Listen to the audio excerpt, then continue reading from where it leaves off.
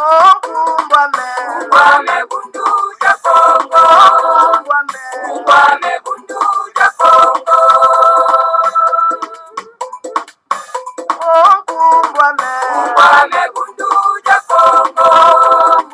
Kumbwame bundu ja Kongo.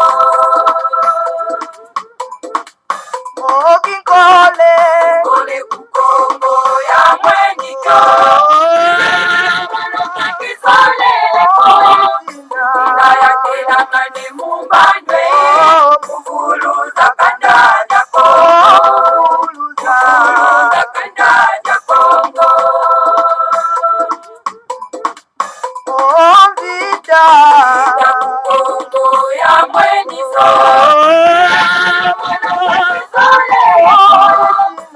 Nayatela mane mumbande. Mwana vita kukongo. Mwana vita kukongo.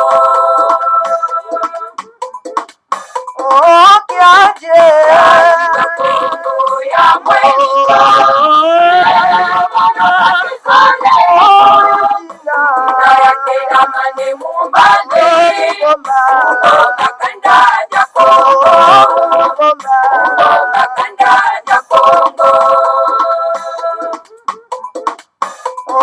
Tombe ya mweniko. Nayatela mane mumbande. Kusonga tembe kukongo. Kusonga tembe kukongo. Kumbwame bundu ja Kongo. Kumbwame bundu ja Kongo. Kumbwame bundu ja Kongo. Kumbwame bundu ja Kongo. Kumbwame bundu ja Kongo. Kumbwame bundu ja Kongo. Kumbwame bundu ja Kongo. Kumbwame bundu ja Kongo. Kumbwame bundu ja Kongo. Kumbwame bundu ja Kongo. Kumbwame bundu ja Kongo. Kumbwame bundu ja Kongo. Kumbwame bundu ja Kongo. Kumbwame bundu ja Kongo. Kumbwame bundu ja Kongo. Kumbwame bundu ja Kongo. Kumbwame bundu ja Kongo. Matondo mingi bama batata bandeko balandi ya Congo bololo. Kumbwame bundu dia Congo. Oyo ezali ya solo pena en tout cas l'instrument ya Kwatulendo, c'est-à-dire il y a Fumandungunu, cela veut dire que il y a au roi divin. Alors bama batata bandeko balandi ya Congo bololo, lelo ezali ya solo pena en tout cas mokolo mwamposo. Mokolo mwazomi na mibale ya sanza misato mobu ya koto mibale na tuku mibale na mibale tokomi bongo na ngonga ya zomi na sambo na miniti misato elingi koloba ngonga ya mitano na miniti misato ya sima ya nzanga. Ezali wa bino mbuta bopele bobala elingi koloba malamu koloba. Effectivement toye potoko ya koloba. Yango wana topesi bino banso ba yenge keno elingi koloba eke la paix ezala na kati na bino. Kimia ezala na kati na bino. Yenge keno. Bambote pe balosako na bino banso. Bama tata bande kwa landa ya Congo bololo. Oyo bolanda kasoro pe na tuka. Émission na biso ya Congo bololo. Effectivement ezali kaka Congo bololo. Pambate Congo bololo ezali mono kitoko. Oyo bakoko na biso batikela ki biso. Soko ozali na bokono ya malaria. Ozali na bokono ya coronavirus. Mela Congo bololo eko bikisa yo bama batata bandeko. Pona nini oza na bokono oyo touti kotanga.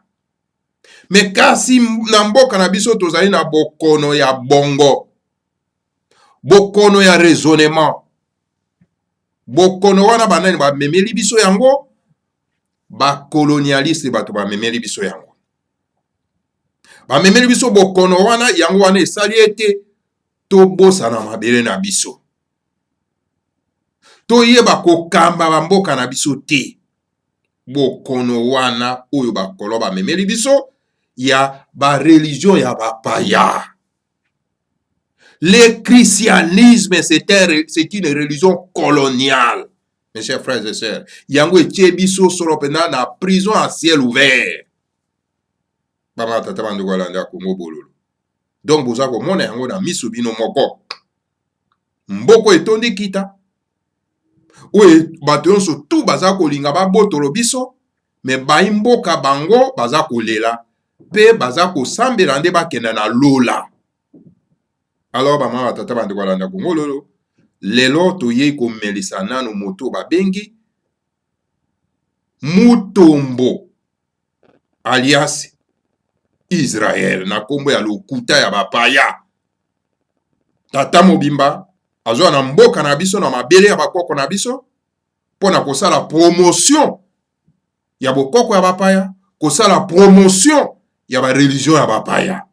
Abosani ete ekeke eza lisusu yango ndenge ezalaki ya kala te. Touti na ere ya poisson, tozali na débit ya ere ya verso, c'est-à-dire ekeke ya kinatimaza. Lokuta en tout cas tokotikaka yango jamais ezwa esika. Tokobundisaka yango par toutes les façons, par toute notre énergie bama tata bandu kolanda Congo bolo. Lelo toito solo na ona esika wa. Alors liboso keto bandama tata bandeko noki bandeko babengi nga de gauche à droite ete mais information ezo circula wana ba réseaux sociaux ete mokonzi ya mboka monsieur Chilombo alias Félix azana bokono donc na hospitalisé na mboka ya Bruxelles mais na Congo bolo tozoka info te ndenge nini. Alors bandeko na ngai, voici ma réponse. Biso na Congo bololo topesaka information oyo to vérifier nano te. Esenge l'information to vérifier yango. D'abord esenge boko wakoyeba ete biso na kati na Congo bololo tolandaka moto oyo ayebi l'Afrique na kati ya libenga na ye. Oyo ayebi Afrique katsopa ya kati na lolenge moko akosakana te. Le grand maître de Mandassem, il connaît l'histoire de l'Afrique en détail.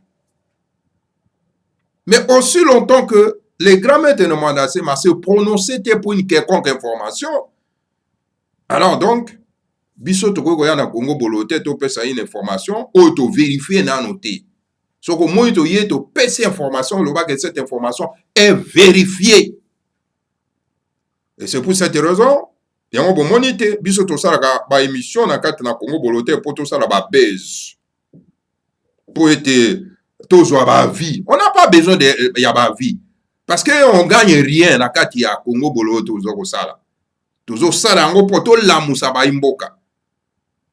Et sengo na biso ezali ya komona ba imboka ba lamuki po bazwa possession ya mboka na bango ya mabiye na bango. Pona bandeko na biso ba koka solo pena en tout cas ko se défendre pe ko benga na ba prédentaire o balingi ko arracher biso la terre ko comme ça biso donc ba nomade ba cosmopolite. Biso to ko sala ba beze na kati na Congo bololote. Biso ko pesa bino kisi ya lobiko po bozwa lobiko. Et moto azana kisi ya lobiko po tozwa lobiko ezali le grand maître de Mandassem. Kisi ya biso ba imboka po tozwa lobiko ezali la connaissance. Et le grand maître de Mandassem nous donne la connaissance. Et c'est pour cette raison qu'on a ba nègre bazana kati ya Congo baza ko diaboliser. O bazandoki, o azali moto na bakisi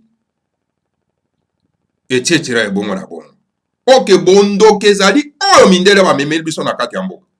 Ba memeli biso christianisme, ba memeli biso Yesu, donc formaté par les Romains.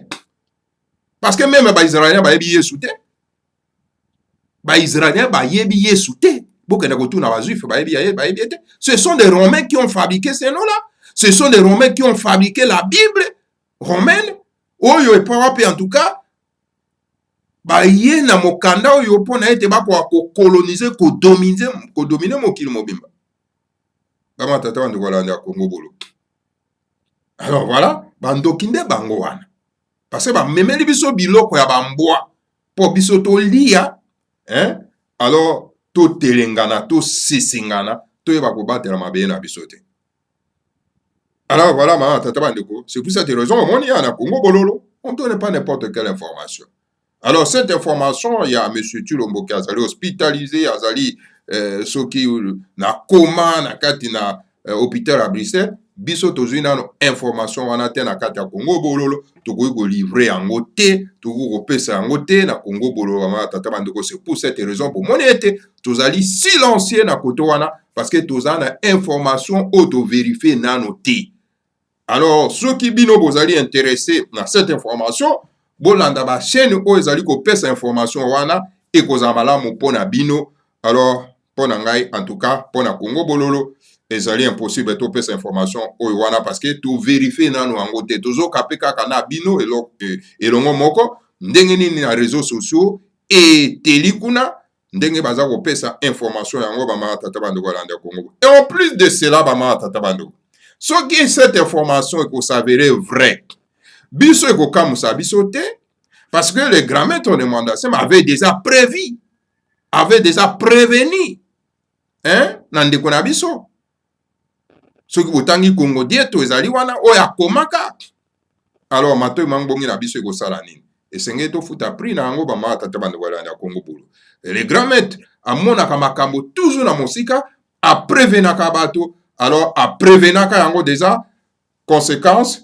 Monsieur Tulombake koyoka na Hippolyte Kalambe po ete bakena kosala guerre terrorisme na kati ya Palais Royal, et ces soldats qui na nini na arrestation le grand maître de Mwanda-Seme, tentative d'assassinat le 24 avril 2020 bama tata bandeko boyebi yango très bien na triste mémoire.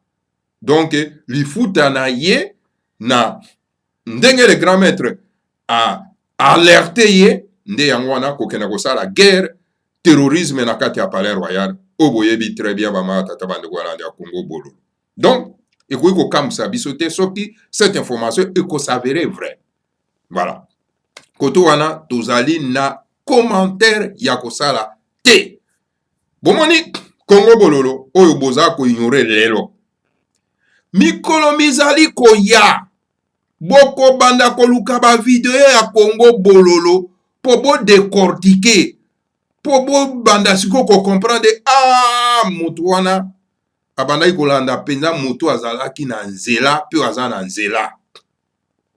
Parce que bino boyebaka makambo na retard po mitu esalaka te.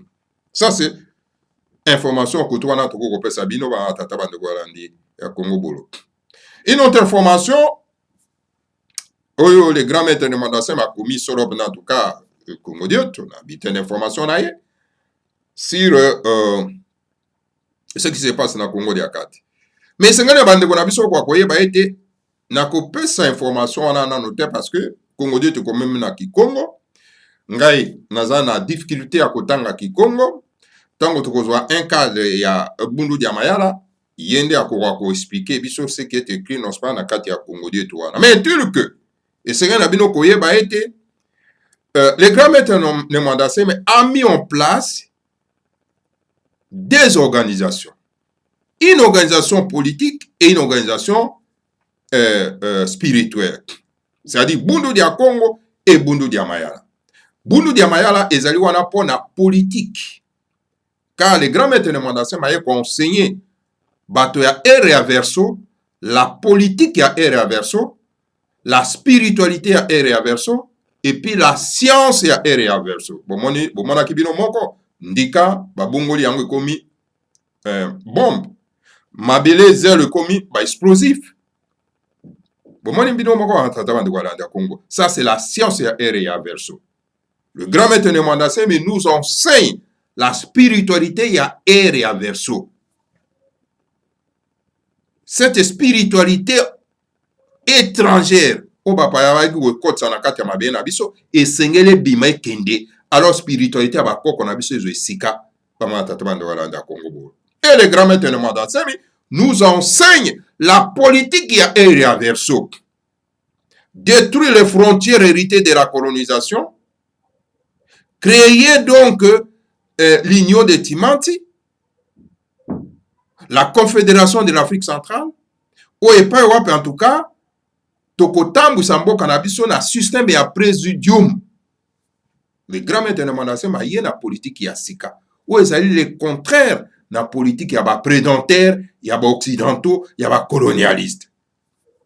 Voilà, bama tata bandeko landa Congo bolo. Alors donc, des instruments sont là. Bundu dia Congo, bundu dia Mayala. C'est-à-dire, à nous les panafricanistes, ya ko s'adhérer na kati. Ya ko zwa part na kati. Ya ko militer na kati. Siku eza na tina moko te, bandeko na biso, o baza na kati ya Congo de kati. Pona ko créer loko mususu ezali contraire na oyo le grand maître de Mandase masa créer ezali wana. Pona nini, bundu dia Mayala ezali, bundu dia Congo ezali, bo kele su bo créer loko mususu o ezali à part. Cela veut dire que mai oyo le grand maître de Mandase a mis en place eza na ngone na bosenga lisusu te. Alors bama tata bandeko na Congo bololo, ne siko wana ndeto koluka solo pendant en tout cas ba cadre ya bundu dia Mayala tokoka kusolo na bango bako ko éclaircir bandeko na biso o baza un peu frustré na situation wana bama tata bandeko balandi ya Congo bololo. Voilà bama tata bandeko o wana ezalaki donc moi ma information muke ona ko pesa bino yango na po ete to kwa kokota solo pena en tout cas na biti ya sujet na biso ya mokolo malelo. Alors bama tata bandeko balandi ya Congo bololo toye lelo po to koka solo pena en tout cas ko répondre nano na moto babengi Mutombo alias Israël na kombo ya bapaya. Nani wana babengi Mutombo alias Israël? Moto oyo azali kotambwisa chaîne oyo tobengi oyo biso ba panafricaniste tobengi lokuta na politique oyo bango ba ignorant dangereux babengi bosolo na politique. Parce qu'il n'y a pas bosolo na politique kuna. Parce que ba yebi na bango politique ya ere averso te. Alors il ne peut pas nous parler de bosolo na politique. Nalandi moto babengi Mutombo na émission na ye asali na mwana mwasi moko wana na komeka ko répondre soigneusement copieusement. Qui est Mutombo?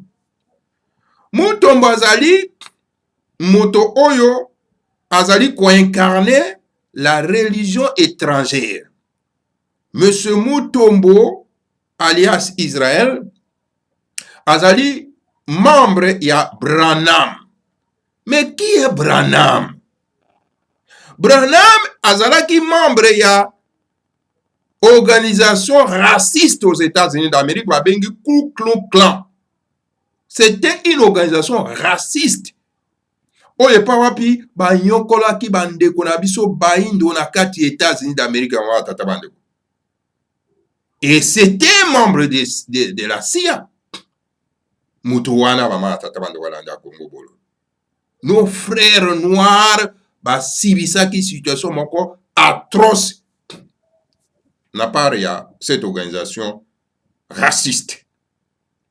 Mais un noir qui se respecte, qui connaît ses valeurs, a quoi que la membre ya Branham était. Et moto babengi Mutombo alias Israël, azali membre ya cette organisation, ya cette secte. Parce que Branham ezali secte. Azali membre ya secte wana. Pona nini? Asa la promotion ya secte wana na kati ya mabele na biso wa mama tata bande wana ya Congo bolo. Mutombo lobi que ye asa la kanani? Asa la ka Yesu. Parce que à travers Branham yenda la kisi bonene ya Yesu. Mais mes chers frères et sœurs, mais ce que la Bible koyeba ete na bomo ya Yesu tango la femme cananéenne ayaka kosenga ye lisungi, quelle était la réponse de Jésus? Je n'ai été envoyé qu'aux brebis perdues de la maison d'Israël. Et qu'il n'est pas bon de prendre le repas précieux des enfants donnés aux chiens. Abengi mwana mwasi wana la femme cananéenne noire, mbwa. Bongo sikoyo na bomoi ya Jésus azalaki raciste. Nde sikoyo soki atiki mokili ake na mokili ya molimo, nde akomi sikoyo malamu. Quelqu'un qui vous appelait des chiens. Alors yende wana moto babengi mutombo alias Israël akosa la promotion na kati ya mboka na biso. Mais mes chers frères, mes chers noirs na kati ya Congo, esenge na bino koyeba ete l'ère ya ko manipuler bato ese esili. La manipulation ese esili. Yako luka ko utiliser ba émotion na bino eza lisusu te parce que toza na ère ya verso. Ou ana utilisation ya ba émotion na bino ya ko utiliser bino ezaki na ère ya poisson. Qu'on nous raconte des mensonges en longueur de la journée. Alors donc, il faut qu'on considère moto babengi mutombo alias Israël comme l'ennemi numéro 1 des Noirs. Vous comprenez? Pour nini parce que ça la promotion, il y a cette religion étrangère. Ça la promotion, il y a un grand raciste, Obabengi Branham, oyo asala massacre na bande konabiso baindo na kati États-Unis d'Amérique.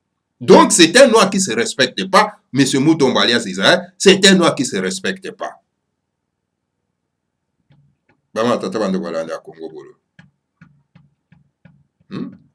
Alors, c'est la force du mal qui est derrière M. Mutombo alias Israël. La force du mal est derrière lui. Pour être à ça la incarnation, il y a Mangomba na bango ya bapaya. Et vanda wane bimate. Mais M. Mutombo sengene na ya kowakoye ba ete l'heure ya lokuta eza lisusu te. Et l'heure de la vérité a sonné. Makambo ya ba Yesu, makambo ya ba Biblia, kotangela biso ba verset biblique na kati ya mboka eza lisusu na place te. Parce que les panafricanistes éveillés bazali sur le terrain, bazali banda pe baza ko jimile et tout noir oya koya ko continuer ko incarner biso cette religion étrangère. Donc azali cible na biso pe azali ennemi na biso ba tata bande kolanda Congo bolo. Nous voulons maintenant koyoka makambo ya bakoko na biso oyo totika. Vous comprenez? Alors donc c'est pour cette harmonie monsieur Mutombo alias Israël ba force du mal baza ko pesa ba moyen pour continuer ko ça la promotion ya mangomba wana ya bapaya. Alors à continuer pour ça la promotion ya lokuta wana ya mangomba ya bapaya.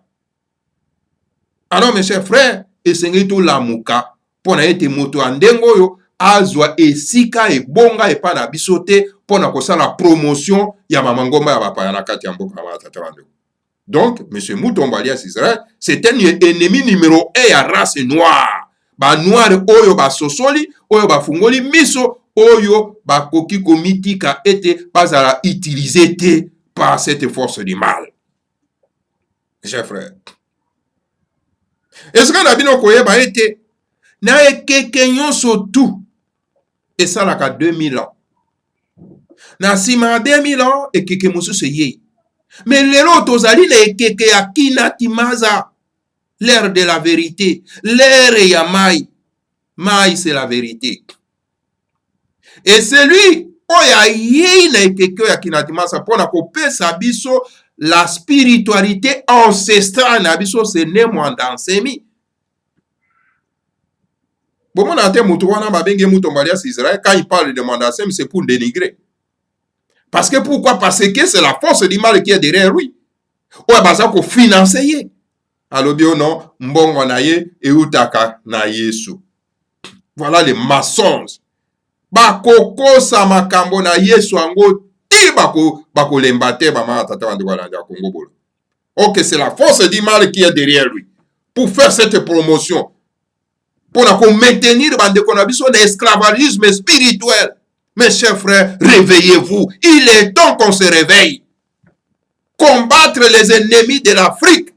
Et les ennemis de l'Afrique, ils ont alias Israël. Ce sont les ennemis de l'Afrique. Les ennemis de l'Afrique, c'est tous ces pasteurs charlatans qui vous enseignent la Bible, qui vous enseignent la religion étrangère.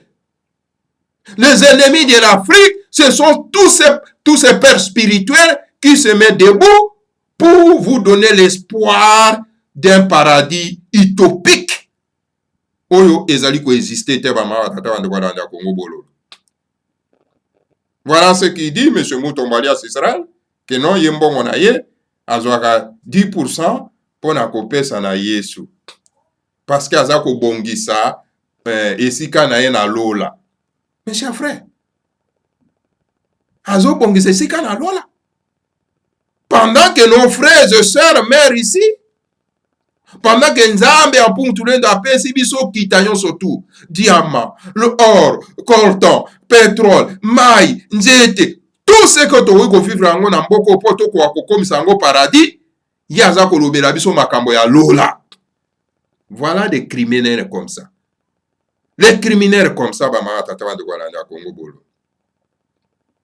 Donc, moi moi ça lobi que non, ils appellent na bateau yo, balinga kayote, mais batala ka chaîne. Matala ka chaîne, ça veut dire que balinga kayo. Mais écoutez, mes chers frères, quand on regarde la chaîne, il y a M. Mutombo alias Israël, cela ne veut pas dire que tolinga ka M. Mutombo. On va écouter ces mensonges. On va écouter ces démons oyaza ko incarner dans mboka na biso à travers des médias naie pour être tozwa force à combattre démons wana oyaza ko incarner na kati ya mboka na biso. Est-ce qu'avez-vous déjà vu Mutombo, alias Israël, parler du bon côté du grand maître de Mandassé? Mais non, pas du tout. Parce que parce que la force du mal est derrière ye. Baza ko tinda ye pona ete akwa ko diaboliser les grands maîtres de Mandassé. C'est pour ça qu'on a quitté monsieur Moto Babengi Kasongo, Mokonjaba terroriste wana Kasongo. Tango basa organisa ki po bakenda ko sala terrorisme na bango na palais royal et pas les grands maîtres de Mandassé. Monsieur Mutombo alias Israël a kene ko sala couverture médiatique. A kene ko sala couverture médiatique. Atala ndenge ni bako boma les grands maîtres de Mandassé. Mais tango les grands maîtres de Mandassé mabimaki na clinique universitaire, aucune couverture médiatique. Donc, Mutakomi Nakanda. Voilà les ennemis de l'Afrique. On n'a pas besoin des individus pareils dans l'Afrique. Et puis, parce qu'on peut savoir un moyen pour continuer comme ça la propagande. N'est-ce pas? Il y a Makambo Yaba Colon pour maintenir son esclavagisme. Réveillez-vous, mes chers frères africains. Réveillez-vous, mes chers frères congolais. Réveillez-vous, mes chers frères de l'Union des Timanti. Il est temps. Il est temps de suivre l'homme qui incarne la vérité. L'homme à qui le Seigneur à Congo a envoyé pour nous donner donc la connaissance spirituelle, la connaissance scientifique et la connaissance politique. C'est le grand maître de Mandassé. Alors cet individu-là, et Seigneur était à quoi sakana na ba émotion na bino. À quoi sakana solo en tout cas na makanisi na bino ba tatabande. Ba oyo bazane esprit éveillé et Seigneur côté les mélaillés. Côté les Mutombo alias Israël. C'est un menteur. Honte à toi. Honte à toi. Que nos ancêtres arrachent ton esprit et qu'il envoie ton esprit dans la prison spirituelle. Parce que vous avez l'incarnation, il y a Kadian Pemba. Notre terre ancestrale, l'union des Timanti, ezali bako konabiso bato batikaki yango. Bako konabiso bato batikaki biso yango. Et nous avons le devoir, yako défendre yango. Nous avons le devoir, yako bengana milimo wana bapaya baki kotia na mboka na biso. kobenga na bamangomba wana bapaya kotia na mboka na biso oyo ekomisi biso tokoma baparese bafenia na kati ya mabele na biso moko bamama tata bandeko balandi ya Congo bololo.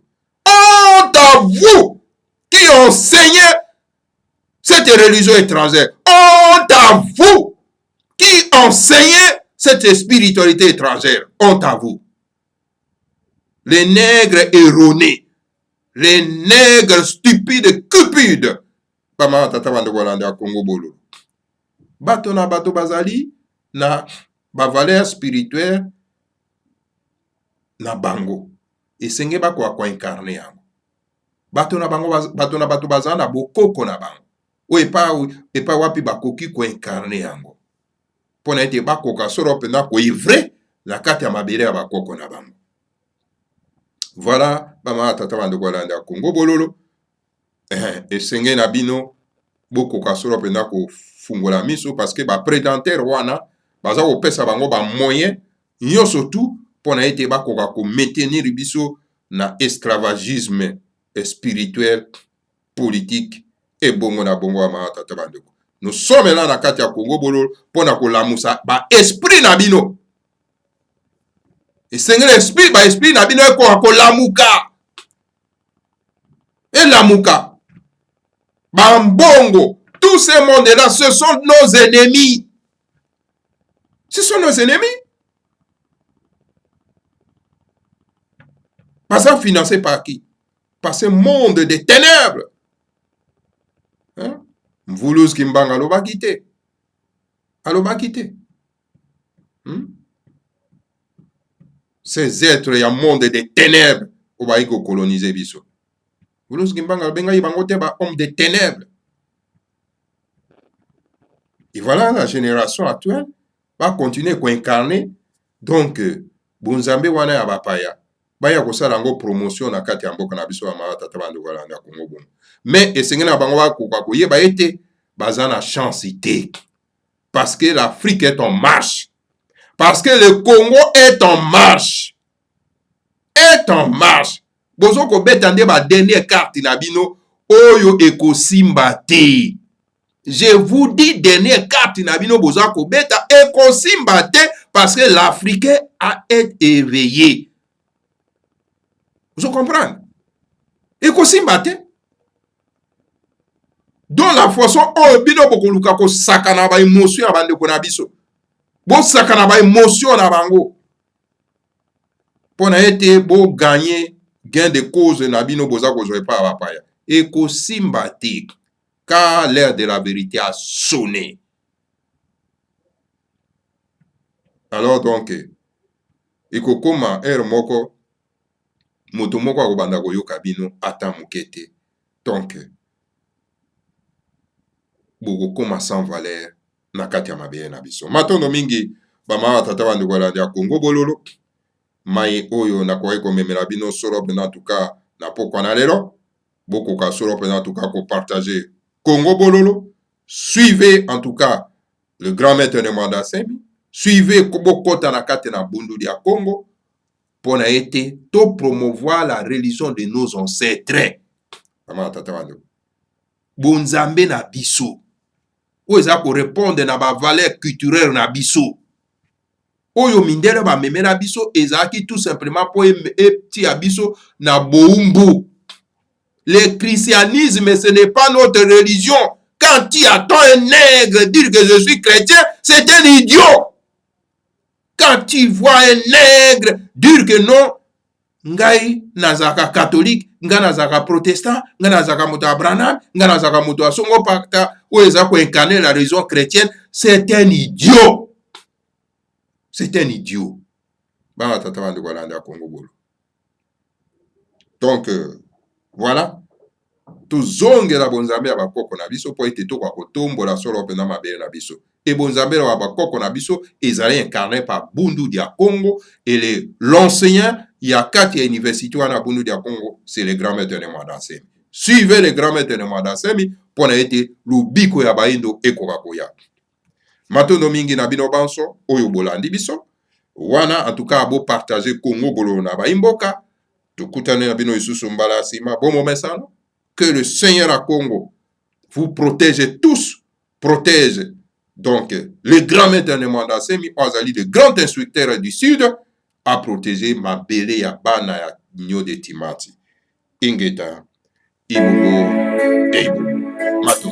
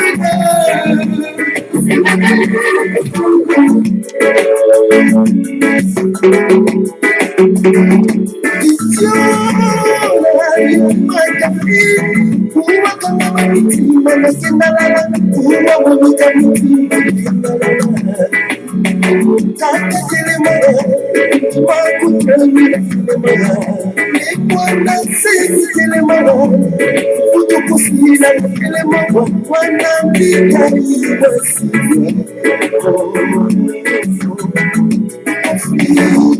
wakati sambada yepalai masala sana yemwanda kutomu mazulu ambayo masimu bakuza kuzuka imafwe makosi yehadi kakweza itilima lodisa limana msini haba mkulu wa mafya wedina aweti sana mkulu mazulu tale makatula koto mukikole kinzambilwe tina kamosi fasi wa butula koto fana kandi kandi tisikakala walonga kono longa kono longa yo imafwe makosi saya la kono kari jadi kura koto be fanu sabaya la yo